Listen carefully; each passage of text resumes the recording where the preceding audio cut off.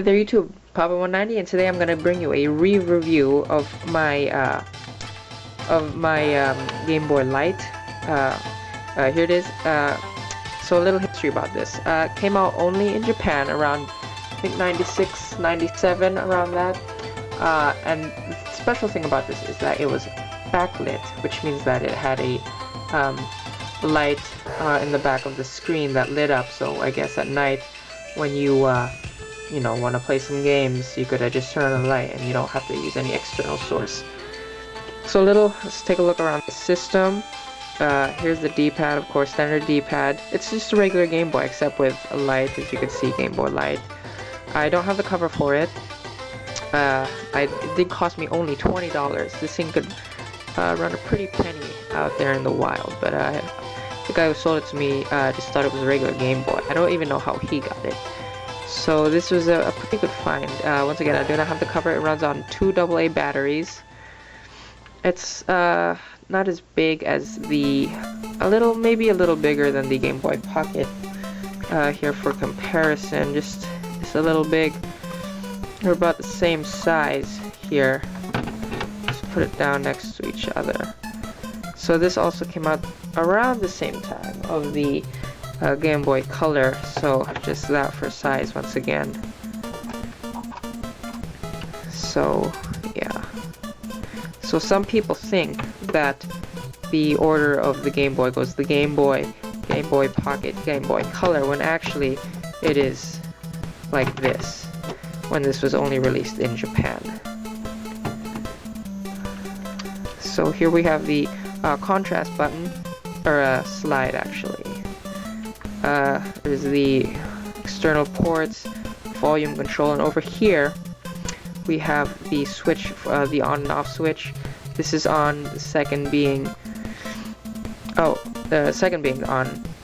as you can see here, and third being the light, which, there we go, has a green look to it. So yeah, that's what it looks like. So I'm gonna show you some gameplay right now. Let's do some Super Mario Land. We put it in, and very simple. We just turn it on. Let's see if I could zoom into the screen a bit. Yeah, so we have Super Mario Land. Let me turn it on now. It is a black and white screen, like the Game Boy Pocket. It's not in color. So let's show you some gameplay with the light actually. As you can see, it turns on.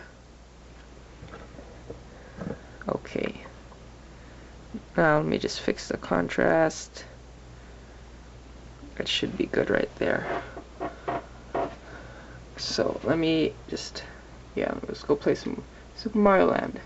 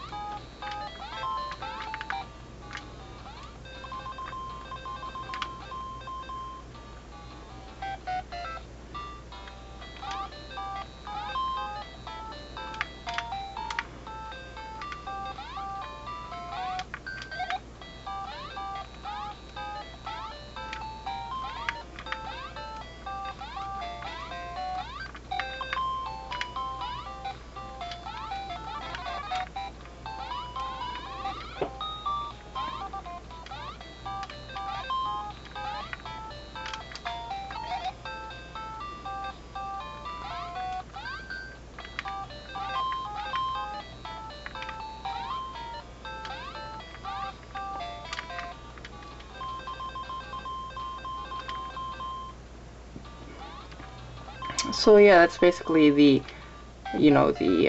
main idea right there, to give a backlight to a Game Boy. Now the reason that this not come to the United States was because they wanted color instead of a backlight. So instead you guys got the Game Boy Color, which of course became very successful. It was an okay hit. It wasn't as big as the big of a hit as the Game Boy Color, but it was still pretty successful in Japan, as limited edition models came out, different colors, and you know, exclusives came out.